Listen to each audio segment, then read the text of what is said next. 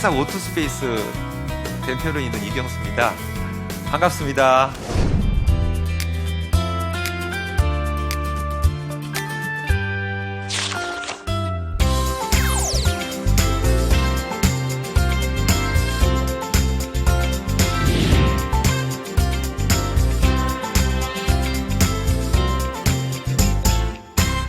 저희 회사는 여러 가지 브랜드가 있는데요. 그 중에 떡볶이 브랜드가 있습니다. 아딸이라고 여러분 들어보셨어요?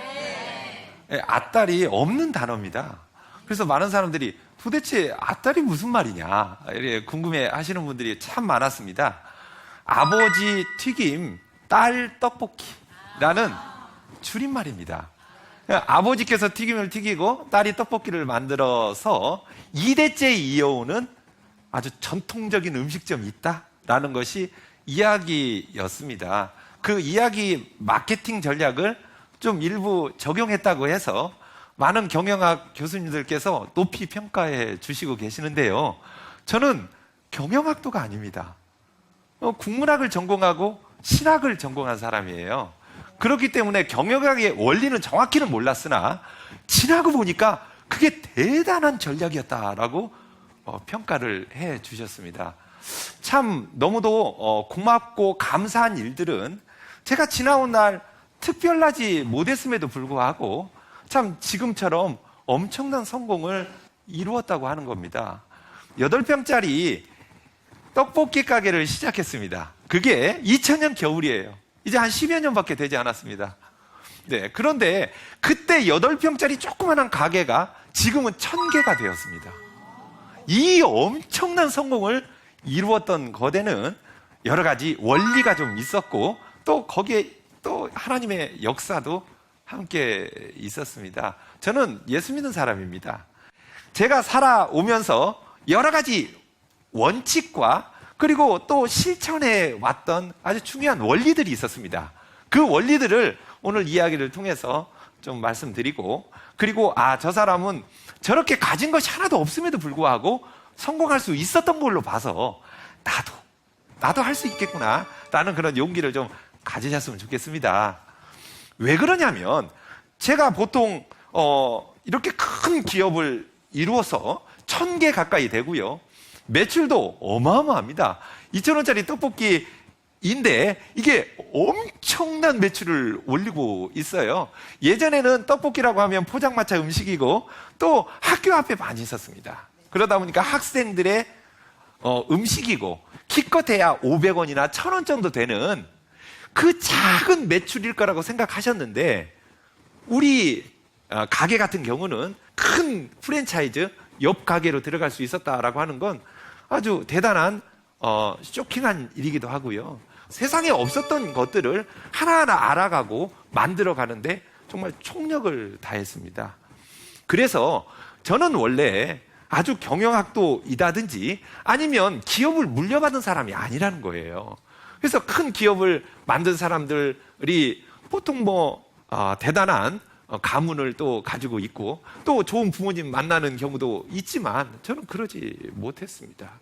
또 어떤 분들은 대표이사라고 하니까 원래부터 좀 아주 진취적이고 또 리더십도 강하지 않았을까 이런 생각을 또 하시는 분도 계셨습니다만 저는 고등학교 다니던 시절까지 참 조용하고 그리고 아주 내성적이었던 사람입니다. 그래서 옆 친구가 제가 있는지 몰랐습니다. 숨만 쉬고 다녔어요. 그렇게 내성적이고 소극적인 사람이었는데 그 사람이 지금은 완전히 다른 모습으로 지금 변화돼서 지금은 아주 적극적이고 아주 열정적인 사람으로 바뀌었습니다. 거기에는 몇 가지 계기가 있었어요. 그런데 그 계기가 참 지나고 보니까 아주 중요한 경험들이었다라고 하는 거예요. 여러분들도 혹시나 어떤 경험들을 혹시 하게 된다고 하면 그 경험이 밑거름이 되어서 큰 성공을 만들어내는 미천이 될 것입니다. 그래서 아주 작은 경험일지라도 그것을 허투루 생각하지 말고 아주 열정적으로 최선을 다했으면 하는 게 제 생각이에요. 제가 처음으로 경험했던 건 대학교 막 들어가서 오징어를 파는 장사였습니다. 길거리에서 오징어를 파는데 하루에 1000만 원씩 팔았습니다. 20몇 년 전에 1000만 원 이상씩 팔았으면 엄청난 매출이고요. 그리고 길거리에서 파는 거잖아요. 지금도 1,000만 원씩 하루 매출을 올린다라고 하면 어마어마한 매출일 것입니다. 그런데 저희 사촌 형이 처음으로 시작했던 그 사업이 500만 원을 시작해서 5년 만에 50억을 벌었습니다.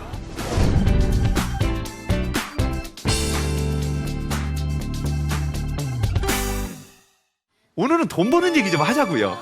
왜냐하면 우리 돈 좀 많이 벌었으면 좋겠습니다. 그게 바로 우리의 소원이기도 하고 또 그렇게 해가는 것이 제가 삶을 살다 보니까 좀 돈이 전체 행복의 전부는 아니지만 편해지더라고요. 그래서 돈 좀 벌어야 되겠다. 같은 10년인데 누구는 10년을 그렇게 똑같이 살았는데도 불구하고 그냥 그렇게 혹시 사는 분이 계시고 어떤 분은 10년을 지냈는데 완전히 다른 모습의 그 물질적인 성공도 함께 할 수 있었다라고 하는 건 참 중요한 겁니다. 우리에게 주어진 세월은 누구에게나 공평하고 똑같습니다. 그런데 어떤 마인드와 어떤 생각을 가지고 살아가느냐에 따라서 누구는 하나를 가지고 망하는 사람을 제가 보았어요. 근데 어떤 사람은 하나를 가지고 먹고 사는 사람을 제가 봤습니다. 그런데 어떤 사람은 하나를 가지고 2개를 만들면서 그걸 기업으로 확대하는 사람을 제가 보았습니다. 그것은 돈이 많고 또 영리하고 경영학을 전공하고 뭐 이런 여러 가지 환경이 중요하고 그것이 많이 갖추어졌기 때문에 성공했던 것이 아니라는 겁니다. 왜냐하면 저는 내성적이었고요. 또 집안은 너무 가난했습니다. 저희 아버님께서 목사님이세요. 30년째 지금 목회하고 계시는데 제가 초등학교 2학년 때 신학대학원에 들어가셨습니다. 그때부터 어려워지기 시작했어요. 너무 가난했습니다. 어렸을 때부터 누룽지를 너무 많이 먹은 거예요. 제 기억에 그것밖에 없어요. 그래서 어른이 돼서 부모님께 여쭈어 봤더니 너희들이 누룽지를 먹은 그날은 부모님께서는 굶으셨다는 겁니다. 부모님께서 그렇게 많은 세월 굶으면서 그 어려운 가난의 길을 걷지만 그럼에도 불구하고 하나님께 향한 그 신앙과 그 사명감은 포기하지 않으셨다는 겁니다. 그런데 그렇게 가난하게 사셨던 그 부모님 밑에서 제가 성장해 오면서 너무도 좋은 것을 물려받았습니다. 그것은 첫 번째가 신앙이고 두 번째는 가치관입니다. 그 좋은 것을 물려받고 나서 그렇게 살았더니 완전히 다른 성공을 해갈 수 있었다라고 하는 거예요. 그래서 여러분께 제가 부탁드리고 또 용기를 줄 수 있었던 건 뭐냐? 아무것도 없이 시작한 제가 성공할 수 있었던 걸로 봐서는 누구나 성공할 수 있다라고 하는 겁니다. 그래서 길거리에서 오징어 장사를 처음 시작하면서 성격이 완전히 달라졌습니다. 1,000만 원을 버는 방법에 대한 이야기를 3가지로 요약해서 말씀을 드릴 테니 잘 기억하고 가셔서 야 나도 그렇게 한번 해보자. 한번 해보셨으면 좋겠습니다. 아셨습니까? 네. 아주 쉬워요. 첫째는 제일 좋은 것으로 샀습니다. 두 번째입니다. 좀 싸게 팔았습니다. 왜냐하면 거기는 월세를 내는 곳이 아니에요. 한 열흘 정도 길거리에서 행사하는 곳에 천막 치고 들어간 겁니다. 비용이 이것 정도밖에 되지 않기 때문에 이건 좀 싸게 팔아도 되겠구나 해서 싸게 팔기로 결정을 했습니다. 세 번째는 소리를 지를 수밖에 없었습니다. 제가 성격이 내성적이었잖아요. 그러다 보니까 입을 딱 다물고 장사를 하는데 제일 좋은 것을 제일 싸게 파는데도 불구하고 이게 안 팔리는 겁니다. 큰일 났어요. 잔뜩 사다 놨잖아요. 그런데 이 문제를 풀어야 되는데 그러려고 보니까 소리를 조금씩 내기 시작했어요. 저 이거 울릉도 쫄쫄이 오징어인데 좀 사가실래요? 그런데 너무 작으니까 잘 안 들리잖아요. 팔아야 되겠다. 오징어를 일단 구워가지고 찢어서 지나가시는 분 이것 좀 드셔보세요 하고 입에다가 막 넣어주기 시작했습니다. 그러니까 너무 반응이 좋은 거예요. 정말 맛있네요. 이거 얼마예요? 왜 이렇게 싸게 팔아요? 제가 그냥 이거 도매로 지금 파는 거예요 했더니 그러면 한 마리를 사가는 게 아니라 한 축을 주세요. 한 축이 20마리입니다. 한 축씩 사가다 보니까 이게 몇만 원짜리가 되는 거죠. 돈을 어디 이렇게 담을 수가 없었어요. 가방에다가 그냥 무조건 담아서 저녁에 세보니까 1,000만 원이 넘더라고요. 비법은 3가지였습니다. 제일 좋은 것으로 사고, 두 번째는 싸게 팔고, 세 번째는 소리를 질러가면서 팔기 시작했는데 그때부터 사람들이 바글바글 내기 시작했어요. 여러분, 소리 지르는 거 별것 아니거든요. 음식점에서 저희 떡볶이 파시는 우리 정주님께 제발 좀 소리를 질러가면서 장사를 좀 하시라고 해도 입 딱 다물고 장사하시는 분 너무 많으세요. 나를 깨부시지 못해요. 좋다, 나 한번 부셔보자. 창피한데 이거 한번 없애보자. 그리고 야, 지나가는 사람한테 막 오라고 하고 떡볶이 한번 먹어보라고 하고 막 제가 오징어 그렇게 했던 것처럼 말이죠. 그러면 이상하게도 썰물과 밀물처럼 한번 밀려올 때는 바글바글 하게 되는 겁니다. 이상한 게 하나 있어요. 음식점에 이렇게 가서 보면 사람들이 바글바글 되는 데는 밀려 있음에도 불구하고 줄 서서 기다렸다가 그걸 기어이 드시고 나오시더라고요. 한강 그 옆집 가면 되잖아요. 그런데 그렇게 안 하시더라는 거예요. 오히려 잘 되는 집은 더 잘 되게 되어 있습니다. 그런 것처럼 제가 그때부터 성격이 좀 바뀌기 시작했어요. 그리고 그 이후로 여러 가지 일들을 참 많이 했었습니다. 수영장 사장도 좀 했었고요. 그리고 또 중국집 매출 떨어진 것 또 올려달라고 하면 또 가서 몇 개월 동안 최선을 다해서 올려주기도 하고, 또 학원도 매출이 학원생이 많이 떨어져서 걱정하시는 분들 도와주기도 하고 했었습니다. 그런데 이러한 모든 것들이 하나하나 경험으로 쌓이기 시작했어요. 저는 신학대학원에 들어갈 생각이었습니다. 그래서 학부는 국어 국문학을 전공했지만 신학대학원에 들어가서 내가 나중에 목회를 하게 되면 그때 내 교인들에게 이 산 경험을 그대로 가르쳐 주라고 하나님께서 나는 이런 훈련을 시키는가 보다라는 생각을 가지고 정말 순종하는 마음으로 최선을 다했어요. 작은 것에 충성하는 사람, 작은 것을 크게 바라볼 줄 아는 사람이 성공할 수 있는 사람입니다. 떡볶이도 저 있을 때 2만 개가 전국에 있었습니다. 포장마차 학교 앞에 이미 있었어요. 그런데 이걸 가지고 프랜차이즈화 해야 되겠다라고 생각하는 사람, 그리고 그걸 가지고 기도하고 열정을 바치는 사람은 저밖에 없었던 것 같습니다. 하나님께서 저를 그렇게 사용해 주셨습니다. 그러기 위해서는 꿈을 간직하는 사람이어야 되겠다라고 하는 거예요. 그래서 꿈을 간직한 사람은 열정이 생기게 되어 있습니다. 많은 경험을 최선을 다해서 했었고요. 그리고 나서 신학대학원에 들어가서 학교를 마쳤습니다. 열심히 하나님과 아버님 그 교회에서 봉사하고 있었는데 교회에 갑자기 어려운 일이 생겼어요. 그래서 분양받았던 그 교회가 어려워지면서 내용증명이 들어옵니다. 왜냐하면 나머지 잔금을 치르지 못했기 때문에 법적 조치를 취하는 거예요. 그러면서 걱정이 너무 많아지고 기도하게 되었습니다. 하나님, 이거 어떻게 풀어야 됩니까? 그래서 한참 고민하고 기도하는데 하나님께서 이런 저에게 이런 응답을 주시는 겁니다. 네가 하면 안 되냐는 거예요. 그래서 저는 전도사잖아요. 그런데 그러면은 목사님이 우리 아버지가 하겠냐 그 말이에요.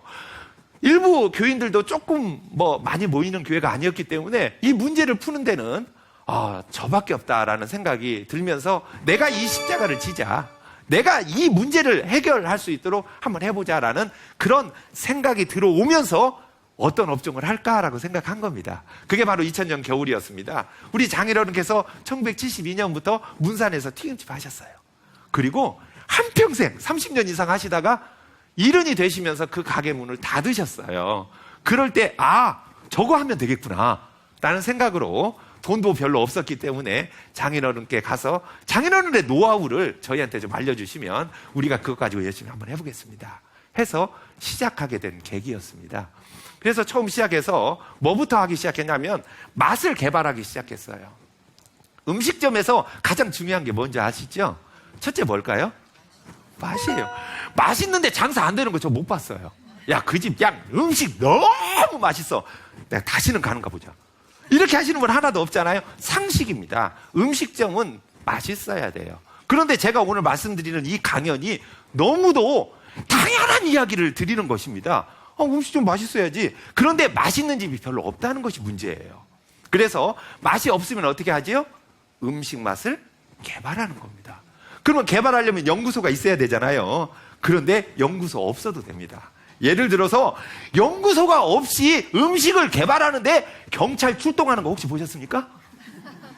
야, 거기는 연구소 없이 연구하고 있더라. 난리 난다. 그러면 우리 연구 못 합니다. 그런데 거기에다가 밀가루하고 전분가루하고 뭐 찹쌀가루하고 예를 들어 가루가 왜 그렇게 많은지 한번 알아보니까 종류가 무지무지 많더라고요. 그 많은 종류를 섞어가면서 배율을 다르게 해보니까 맛이 조금씩 다른 거예요. 아, 이거구나. 그래서 저울을 하나 사고 계량컵을 하나 사서 그걸로 계속 재가면서 1번 오늘은 뭐하고 뭐하고 뭐는 배율을 이렇게 해서 튀김을 딱 튀겼더니 이것은 어떤 맛이구나. 거기다 점수 70점 이렇게 적는 겁니다. 두 번째 다시 할 때는 또 다르게 하고 다르게 하면서 계속 연구하기 시작했습니다. 그랬더니 어느 순간 정말 기가 막힌 맛이 나오게 되었고, 또 그때 한참 웰빙이 막 전체 컨셉이었어요. 그런데 튀김은 기름진 것이라 몸에 안 좋다라고 생각하셨는데 우리는 이걸 좀 좋게 만들자. 그러면 거기에 뭐를 집어넣으면 좋을까 해서 허브 이파리를 넣기 시작한 겁니다. 그래서 허브 튀김이 만들어진 거예요. 지금은 전부 허브 튀김이지만 아딸에서 처음으로 만든 게 바로 허브 튀김이다 라고 하는 거죠. 그러다 보니 음식 중에 튀김도 그렇게 연구하고 떡볶이도 그렇게 연구하고 그리고 기타 다른 여러 가지 부분에 대해서 최선을 다해서 맛을 업그레이드 하려고 노력을 했더니 그 맛이 사람을 감동시키게 되었다라고 하는 겁니다. 두 번째는 맛 다음에 뭐가 중요하죠? 청결입니다. 청결. 음식을 깨끗해야 돼요. 그래서 저희 안사람하고 상의를 해서 우리가 어떻게 하면 깨끗하게 보일까라고 생각하면서 고민을 했습니다. 유니폼을 입자는 겁니다. 떡볶이집에서 무슨 유니폼을 입어요? 고급 레스토랑에서나 입는 것인데 우리가 한번 입어보자. 그런 사람들은 뭐라고 할 거냐면 저 웃기는 짬뽕들이 아니냐 이렇게 얘기할 수도 있겠지만 우리가 한번 짬뽕 돼보자. 왜냐하면 달라야 한다는 겁니다. 차별화 전략이에요. 다른 데는 없는데 우리는 한번 해보는 거죠. 그래서 유니폼을 입기로 마음을 먹었습니다. 저희 안사람이 미스 코리아 출신입니다. 제 눈에 미스 코리아입니다. 그러다 보니까 이 미스 코리아인 내 아내에게 무엇을 입히면 제일 멋있겠느냐라고 생각해 보니까 모 항공사 유니폼이 이 오색 머플러 있습니다. 목에다 이렇게 딱 부르고 멋있게 입으면 좋겠다 해서 제가 스튜어디스들이 입는 그 옷을 사다가 딱 입혔잖아요. 그랬더니 그 동네에 소문나기를 스튜어디스가 떡볶이를 만드는 집이라고 진짜 바로 소문나버립니다. 그러면서 입소문이 번지면서 우리 가게가 조금씩 유명해지고 매출도 올라가기 시작했어요. 저희 장인어른께서는 하얀색 그 호텔 주방장들이 입는 옷들 있죠. 그거 딱 입고 모자 딱 쓰셨습니다. 그리고 그냥 튀김을 갖다가 그냥 쫙 하고 튀겨내는 겁니다. 아니 폼이란 폼은 8병에서 다 잡은 거예요. 그러다 보니까 튀김을 쉽게 깨끗하게 만드는 가게가 있다라고 알려지기 시작했다는 겁니다. 저는 바깥에서 어묵통에다가 어묵을 몇백 개를 꽂아놓고 장사를 바깥쪽에서 했어요. 겨울에 너무 추워요. 막 칼바람이 불면 귀가 그냥 싹싹 쓸려 나가는 것처럼 그렇게 추웠습니다. 그럼에도 불구하고 이 한번 벌려놓은 이 사업을 교회가 지금 빨리 돈 문제가 해결돼야 되고 또 장사가 잘 돼야 그 문제가 풀리기 때문에 아무튼 여기에 그냥 최선을 다했습니다. 그래서 바깥에다가 큰 어묵도 갖다 놓고 여러분들 기억하실 거예요. 빨간색, 노란색, 파란색 꼬치 어묵 100원, 200원, 300원짜리가 그때 막 생겼습니다. 아이디어가 너무 좋은 거예요. 제가 그걸 그대로 따왔잖아요. 그래서 바깥에다 크게 해놓고 어묵을 꽂아놓고 지나가는 사람들 전부 불렀습니다. 어묵 국물 공짜로 나눠주고 추운데 이 국물이 하나 국물 공짜로 나눠주면 아이들이 너무 좋아합니다. 따뜻하잖아요. 게다가 몇백 개를 꽂았으니 국물이 끝내줘요. 그러다 보니 아저씨 저도 주세요. 저도 주세요. 그런 아이들 얼굴 찌푸리지 않고 진심을 다해서 그래 추웠지 하면서 그 아이들께 전부 어묵을 하나씩 주면서 그 어묵 국물을 주었습니다. 제가 국문학을 전공했다고 하잖아요. 그 국문학을 전공하면서 보니까 거기에 김춘수님의 꽃이 있어요. 내가 그의 이름을 불러줬을 때 그는 나에게로 와서 꽃이 되었다. 내가 그 아이들의 이름을 불러주기만 하면 그 아이들은 나에게로 와서 꽃이 되는구나 라는 생각을 가지고 그 아이들 이름을 다 불러주면서 장사를 했습니다. 그랬더니 그 아이들이 집에 가서 엄마 스튜어디스가 떡볶이를 만드는 집이 있는데 거기는 아저씨가 내 이름을 알고 정말 친절하고 정말 깨끗한 그 떡볶이 집이 있어 막 이렇게 얘기하는 거예요. 그러니까 어른들이 뭐라고 합니까? 야! 또 떡볶이 뭐 그 길거리에서 주는 거 그런 거 먹는 거 아니야? 이렇게 얘기하니까 애들은 펄쩍펄쩍 뛰는 거예요. 아니라는 거예요. 맛있고 깨끗하다는 겁니다. 그러면서 소문이 나기 시작해서 어른들을 모시고 온 것이 500원짜리가 5,000원이 되어버린 거예요. 아이들은 500원이지만 어른들은 5,000원이 되었습니다. 그렇게 하면서 매출대가 많이 올라가고 그러면서 또 방송에 나올 수 있는 좋은 기회들이 만들어졌어요. 그러면서 체인점이 하나씩 둘씩 늘어나기 시작해서 지금의 1,000개를 만들어 갔습니다. 제가 이제까지 이런 과정을 겪으면서 내가 도대체 왜 성공했는가라고 생각을 해보았습니다. 보니까요, 착하게 살았더니 성공했다라고 하는 겁니다.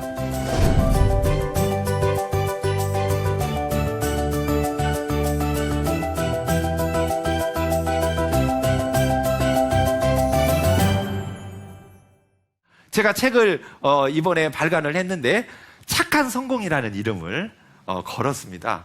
착한 것이 과연 성공과 관련이 있을까?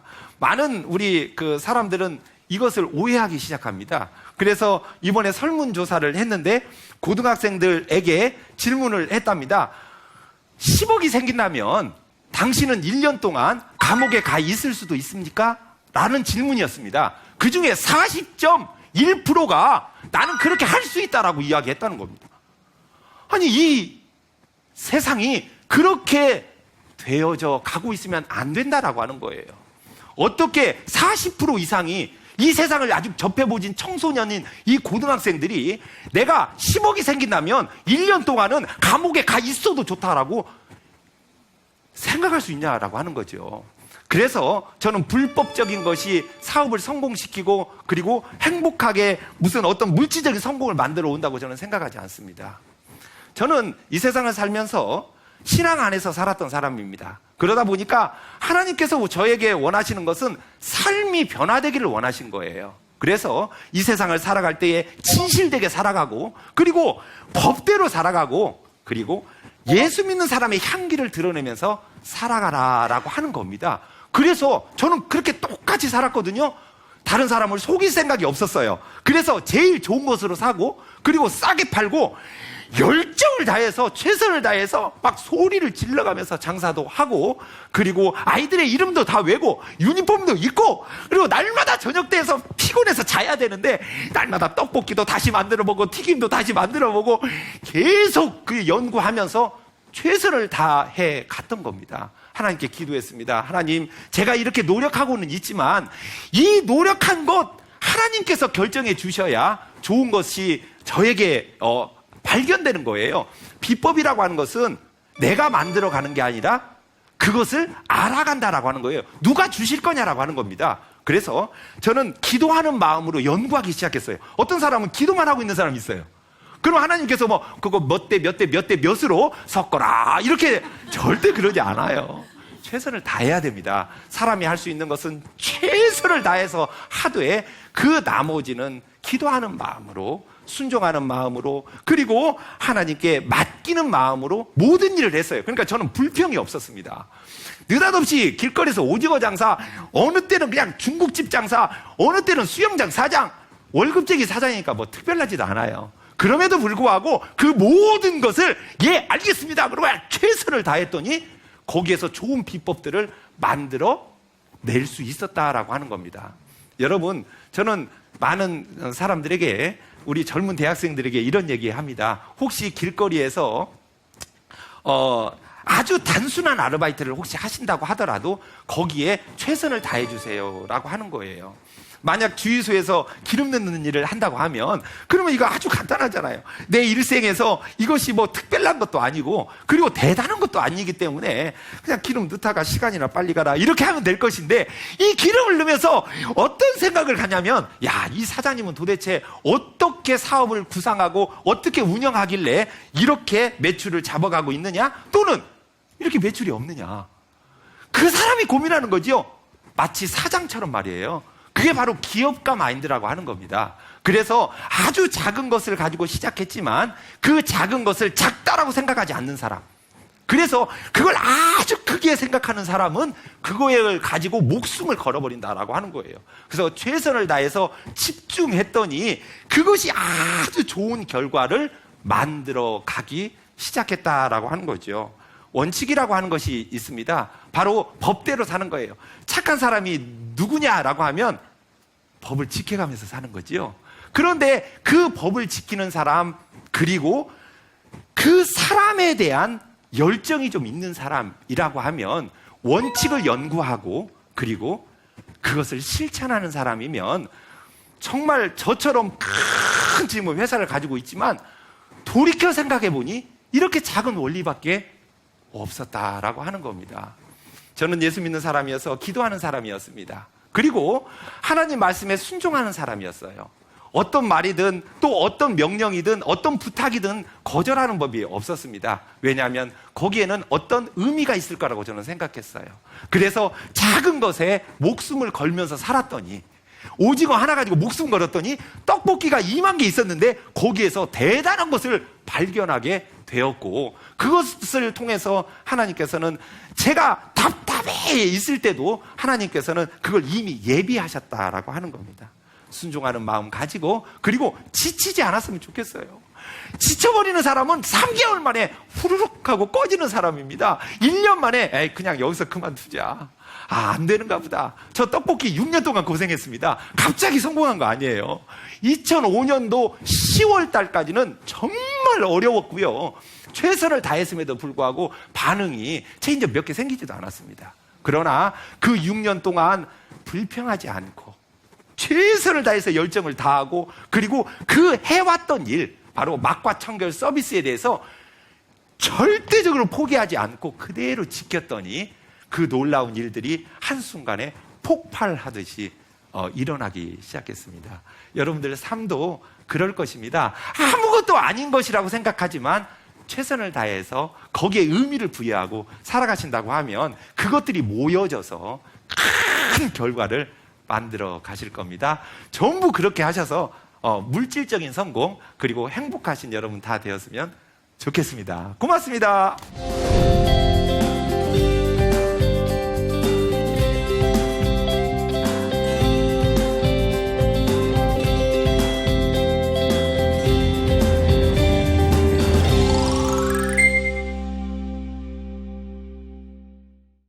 강연을 들으시고 또 질문해 주신 분이 계시네요. 질문 내용은 창업비는 얼마입니까? 라는 질문이에요. 창업비는 적게 들어갈 수도 있고 많이 들어갈 수도 있습니다. 그런데 저 같은 경우는 창업비가 적게 들어가도 성공할 수 있다고 저는 생각하는 사람입니다. 그래서 그 길거리에서 오징어 장사를 했을 때는 큰 창업비가 들어가지 않았었거든요. 그렇기 때문에 거기에서도 원칙이라고 하는 것과 열정이라고 하는 것이 아주 중요한 역할을 했었어요. 그래서 창업비는 아주 큰 부분을 차지하는 건 아니다라는 생각이고요. 창업비 전에 나의 마음가짐이 더 중요합니다. 이 창업자인 내가 어떤 마인드를 가지고 이 사업을 진행할 것이냐라고 하는 거죠. 그래서 저는 예비 창업자님들에게 늘 이야기합니다. 당신은 돈이 얼마나 있어요? 이거 질문보다는 이 창업을 준비하시는 당신은 어떤 준비가 되어 있어요? 라고 하는 것이죠. 그래서 첫째, 나를 돌아봤으면 좋겠습니다. 내가 어떤 사람일까? 내가 이 업종에 열정을 가져가면서 즐겁게 장사할 수 있을까? 라고 생각한다면 기쁜 사람은 그 행복감이 얼굴에 나타나게 돼 있거든요. 그러면서 고객들은 감동하게 되어 있습니다. 그런데 돈이 아무리 많더라도 인상 팍 쓰고 음식 만들어내고 창업 진행하시면 안 된다라고 하는 거죠. 그래서 특별히 큰 창업 자금이 없더라도 좋은 마인드 가지고 계시면 성공할 수 있을 것 같습니다. 두 번째 질문은 착한 성공을 꿈꾸는 이들에게 해주고 싶은 격려의 메시지가 있습니까? 라고 하는 거네요. 저는 성공이라고 하는 것은 한 방이 아니라고 생각합니다. 많은 사람들은 야, 인생은 한 방이야 막 이렇게 생각하시는 분이 있는데 거기에서 잘못되는 경우가 참 많더라고요. 격발이라고 생각해요. 격발이 바로 뭐냐면 뇌관을 치는 겁니다. 이렇게 총을 탕 하고 쏘면 뇌관을 탕 치잖아요. 그게 바로 격발이라고 하는 것인데 뇌관을 치는 것이 바로 성공의 가장 중요한 역할을 한다. 그러려면 뇌관을 치기 전에 무엇을 준비해야 되냐면 그 속에 에너지를 모아야 합니다. 화약을 꽉 채워야 될 거 아니에요? 화약이 채워지지도 않았는데 날마다 뇌관만 치면 그러면서 나는 인생이 한 방이야. 날마다 불발입니다. 그러다 보니까 에너지를 채우는 거예요. 작은 것에 최선을 다하고 그리고 집중하고 열정적으로 최선을 다해가면서 연구하고 그리고 원칙을 지킨다라고 하면 거기에 시련 같은 것이 분명히 엉킬 것입니다만 그 에너지가 모여져서 뇌관을 치는 날 뇌관은 건들기만 해도 됩니다. 톡 하고 건들면 빵 하고 터져버릴 거예요. 그리고 나서 이 총알이 뛰쳐나가는데 그 어떤 사람도 막을 수 없을 겁니다. 그러므로 성공은 우연찮게 찾아오는 한 방이 아니라 내 에너지를 모아서 뇌관을 치는 것이다 라고 생각하셨으면 좋겠습니다. 고맙습니다. 이런 것들이 성공의 포인트였구나. 이 작은 생각 하나만 싹 바꿔놓기만 하면 같이 그냥 열심히 하는 애들이 기절을 해버리더라고요. 내게 주어진 어떤 환경이 나를 성공시키는 것이 아니라 내가 만드는 것이다. 맞지요?